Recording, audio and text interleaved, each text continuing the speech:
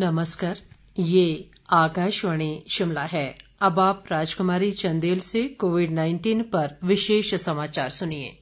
प्रधानमंत्री नरेंद्र मोदी ने कहा है कि कोविड-19 महामारी द्वितीय विश्व युद्ध की तरह इतिहास की एक परिवर्तनकारी घटना होगी।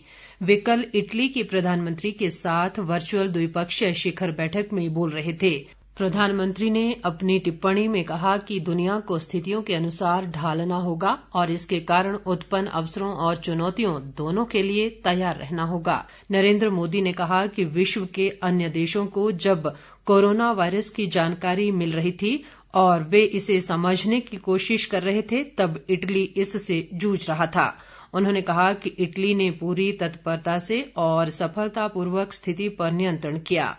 प्रधानमंत्री ने आशा व्यक्त की कि कोविड-19 के बाद स्थिति सुधरेगी और भारत को इटली की संसद के सदस्यों के स्वागत का अवसर मिलेगा।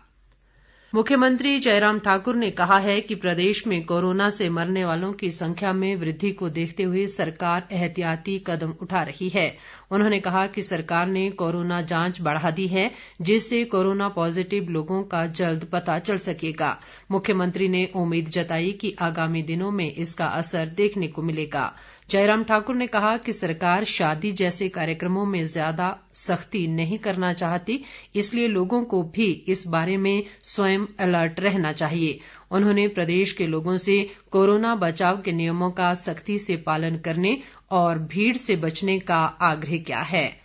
इस बीच शिक्षा विभाग ने निर्देश दिए हैं कि शिक्षक गाड़ी पूल कर ड्यूटी पर नहीं जा सकेंगे। विभाग ने कहा है कि इससे कोरोना मामलों में वृद्धि की आशंका है। विभाग ने सभी स्कूल व कॉलेजों को कोरोना को लेकर जारी एसओपी में तय नियमों का पालन करने के निर्देश भी दिए हैं। देश में कोविड-19 से स्वस्थ होने की दर 92.41% हो गई है। कोरोना संक्रमण से अब तक 78,19,886 लोग स्वस्थ हुए हैं। मौजूदा समय में देश में 5,16,632 कोरोना मरीज उपचाराधीन हैं।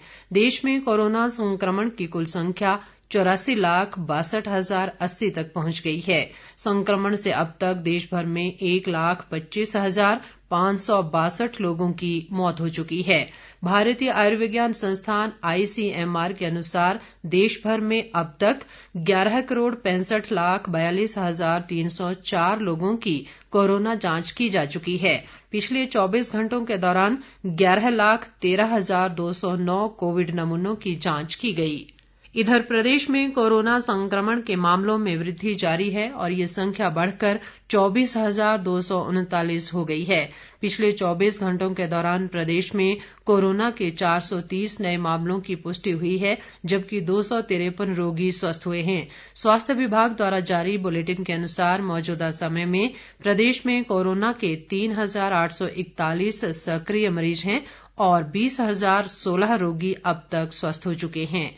राज्य में कोरोना से अब तक 359 लोगों की मृत्यु हुई है। बंजार विधानसभा क्षेत्र से भाजपा विधायक सुरेंद्र शौरी ने लोगों से कोरोना संक्रमण के बचाव, सुरक्षा व सभी एहतियाती उपायों को अपनाने का संदेश दिया है। वर्चुअल माध्यम से अपना संदेश देते हुए उन्होंने कहा कि कोरोना संक्रमण को अधिक फैलने से रोकने में कुल्लू जिले की महिलाओं की महत्वपूर्ण भूमिका रही है। शौरी ने कहा कि महिला मंडलों, स्वयं सहायता समूहों और अन्य सामाजिक संस्थाओं ने जहां कोरोना के दौरान घर घर जाकर लोगों को जागरूक किया, वहीं मास्क तैयार कर निःशुल्क वितरित भी किए। उन्होंने कहा कि कोरोना का संकट अभी टला नहीं है, ऐसे में हम सभी को कोरोना संक्रमण को रोकने के लिए सामाजिक उत्तरदायित्व निभाना होगा। हमीरपुर जिले के बड़सर विधानसभा क्षेत्र में कल होने वाले जनमंच कार्यक्रम में कोरोना संक्रमण के खतरे के मद्देनजर विशेष प्रबंध किए जाएंगे।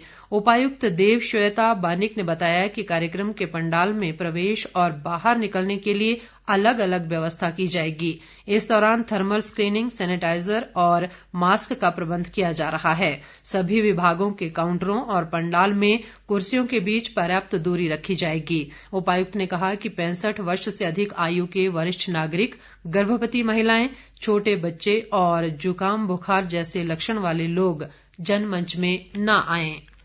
सूचना व प्रसारण मंत्रालय भारत सरकार के क्षेत्रीय लोक संपर्क ब्यूरो मंडी द्वारा कोरोना महामारी के प्रति जागरूकता प्रचार वाहन को एसडीएम श्रवण मांटा ने सेरी मंच से कल हरी झंडी दिखाकर रवाना किया।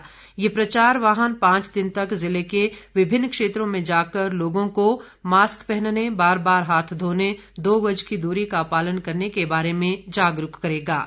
इसके साथ ही ये समाचार बुलेटिन समाप्त हुआ। नमस्कार।